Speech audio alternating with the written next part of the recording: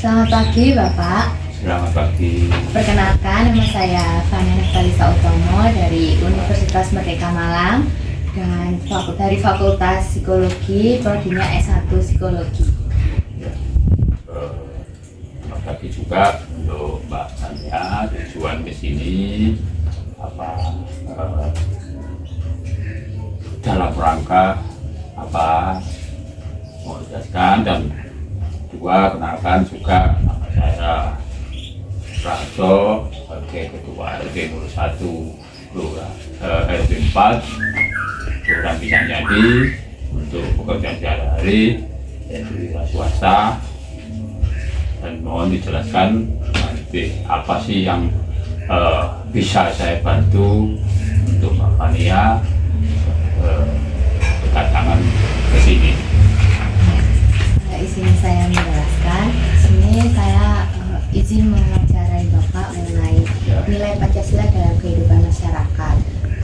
Wawancara ini bertujuan untuk memenuhi tugas UAS atau ujian akhir semester saya di mata kuliah Pendidikan Pancasila. Ya. Seperti itu. Ya. Boleh saya langsung masuk ke pertanyaannya? Ya, silakan dulu. Kalau menurut pandangan Pak RT selaku Ketua RT untuk ditanyai tentang pandangan tentang Pancasila sesuai dengan kemampuan dan wawasan saya sebagai RT itu. Silakan untuk tanya waktu dan kemudian saya persilakan. Baik Bapak. Yang pertama, apa yang Bapak pahami mengenai makna Pancasila dalam kehidupan bermasyarakat? Menurut saya, untuk pemahaman tentang Pancasila dalam bermasyarakat itu sangat berhubungan dan sangat mendasar. Tanpa ada pedoman dari Pancasila, masyarakat akan menjadi kacau dan tidak ada ketentraman. Itu menurut saya. Oke, baik Bapak. Kedua, menurut pandangan Bapak sendiri, seberapa penting nilai-nilai Pancasila diterapkan dalam kehidupan bermasyarakat, contohnya seperti kehidupan di wilayah RT 1 ini gitu. Ya, kembali lagi urutan dengan pertanyaan yang kedua, itu sangat berkaitan dengan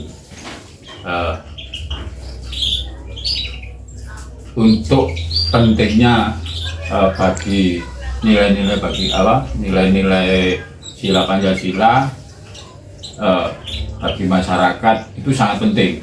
Jadi tanpa adanya dasar kita menerapkan ke masyarakat mengenai sila Pancasila yang ada lima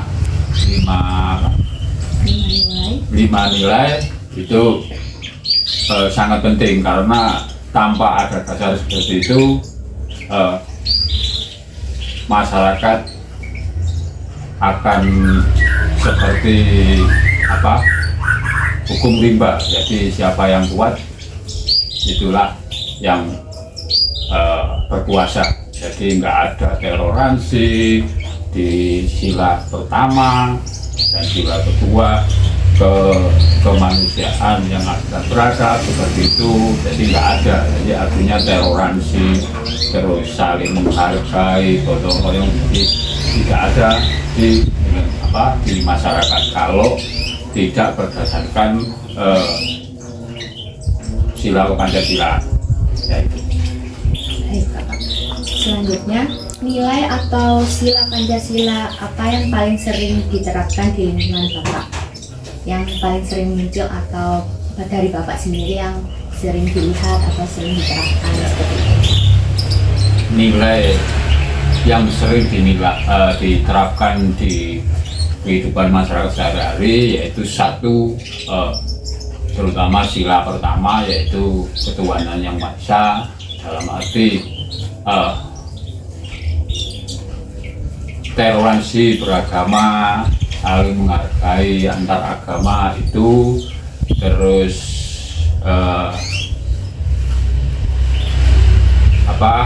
yang kedua yaitu sila keempat, yaitu kerakyatan yang dipimpin oleh Jemaat Kebijaksanaan dalam permusyawaratan perwakilan, yaitu segala sesuatu persoalan yang ada di masyarakat diselesaikan secara musyawarah dan mufakat. Itu. Baik, yang selanjutnya dari pengalaman Bapak atau pengamatan Bapak ini berhubungan sama pertanyaan sebelumnya. Ya. Dapatkah Bapak menceritakan contoh nyata penerapan nilai Pancasila yang pernah Bapak lakukan atau saksikan? Yaitu salah satunya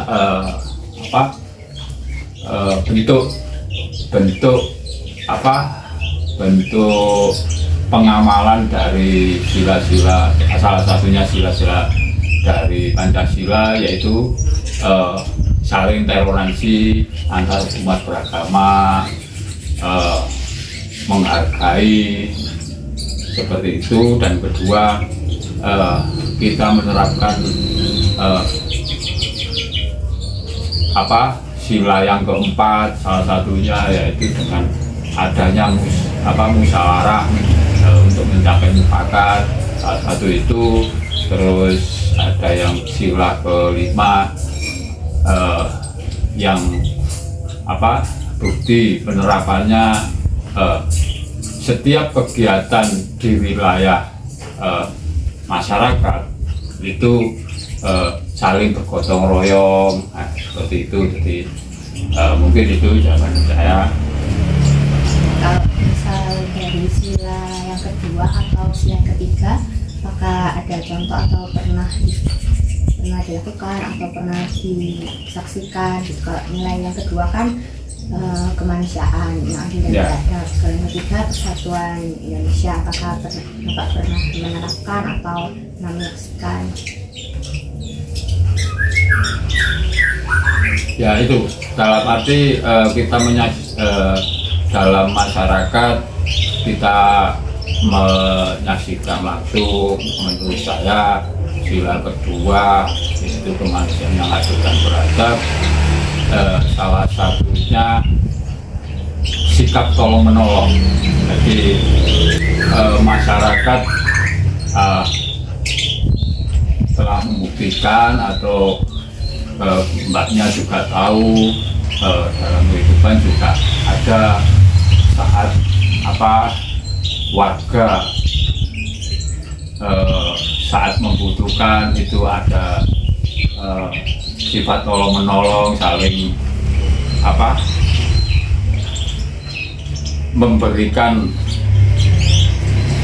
pertolongan. Dan juga di dalam kehidupan keluarga yang notabene masyarakat kecil itu, orang tua mendidik anaknya salah satunya dengan sopan santun. Nah, itu bentuk bukti. Mungkin itu dalam untuk sila ketiga, yaitu persatuan Indonesia,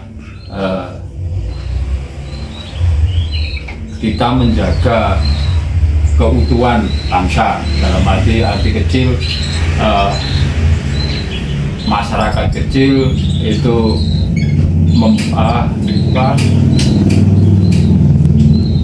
menjaga keutuhan dan persatuan melalui meskipun berbeda-beda pendapat ataupun pandangan, kita tetap menghargai dan menjaga keutuhan supaya enggak terjadi perpecahan. Ya, itu yang nilai paling kecil ditunjukkan oleh warga kita dalam arti untuk menerapkan sila ketiga. Mungkin itu.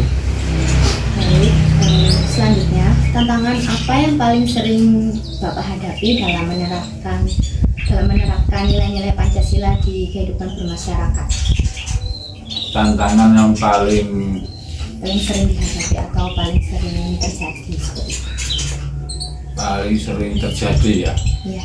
Sebenarnya paling sering terjadi itu tentang keadilan dan kebenaran dalam masyarakat. Dan seakan-akan tantangan kita itu ingin bersikap adil ke masyarakat sebagai tokoh masyarakat, yaitu sebagai RT ya, tokoh masyarakat sebagai RT. Kita sering bertentangan dengan keluarga dalam arti bersifat keadilan maupun kesejahteraan dalam masyarakat. Jadi tantangan yang paling besar di situ untuk lingkungan kecil masyarakat di wilayah RT. Jadi itu. Kalau misal contohnya untuk bersikap adil itu seperti apa Pak? Jadi begini, contohnya dalam arti ada permasalahan tentang permasalahan atau perselisihan antar warga atau antar warga, dalam arti kita harus satu, sebagai tokoh masyarakat kita harus adil dan bijaksana, tidak mementingkan dalam arti kepentingan pribadi maupun golongan. Kita harus adil meskipun itu permasalahan itu saudara kita nggak memandang sebagai itu saudara, tapi sebagai masyarakat bagaimana duduk persoalnya. Jadi kita bersikap adil dan bijaksana. Itu insya Allah kita berpedoman pada Pancasila, terutama sikap adil dan bijaksana, segala persoalan akan berjalan baik. Mungkin itu. Apa hanya itu saja tantangan yang paling sering dihadapi atau yang pernah dihadapi, atau ada tantangan-tantangan lain? Kalau tantangan lain sebenarnya banyak lah, dalam arti namanya kehidupan bermasyarakat dan prinsip hidup juga, prinsip hidup kesehari-harian, terus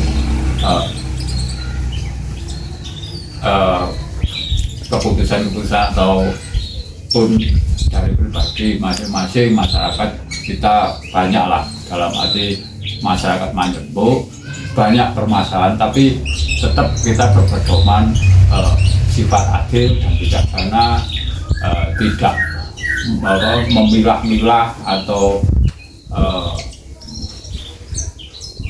kita oposisi. Harus kita duduk berada di tengah-tengah dalam penerapan sila Pancasila. Kita bisa menerapkan di kehidupan masyarakat, secara otomatis akan berjalan lancar dan sesuai dengan harapan masyarakat tersebut. Seperti yang kita tahu, Bapak sebagai seorang RT dan warga negara Indonesia, apakah ada tantangan dalam menjaga persatuan dan kerukunan antar sesama? Tolong diulangi untuk yang itu, yang tadi pertanyaannya. Seperti yang kita tahu, Bapak sebagai seorang RT dan warga negara Indonesia, apakah ada tantangan dalam menjaga persatuan dan kerukunan antar sesama? Ada, yang jelas ada. Tapi ya itu tadi, dalam arti selama kita berpegang pada prinsip Pancasila dan bersikap adil dan bijaksana, tidak oposisi atau memihak, segala persoalan di masyarakat pasti ada tentang persatuan dan tentang persatuan dalam arti bagaimana sih kita menjaga persatuan dalam arti tidak terkecoh atau termakan isu-isu yang sifatnya memecah belah masyarakat kita pada apa umumnya, apalagi ini bentuk penerapan atau apa ujian dalam arti bentuk kecil ke masyarakat kecil, dalam arti masyarakat RT, bagaimana kita menjaga keutuhan apa tentang persatuan, itu ujian kecil untuk menginjak bahwa bagaimana kita nanti naik, bahwa negara kita akan dipecah belah oleh negara lain. Nah, itu ujian atau apa